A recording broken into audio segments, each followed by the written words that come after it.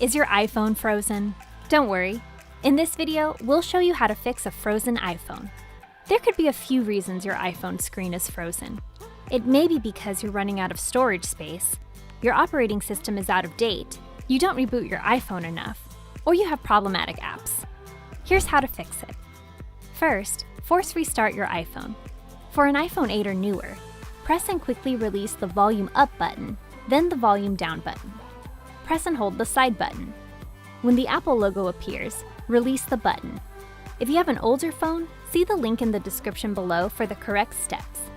Next, make sure your iOS is up to date.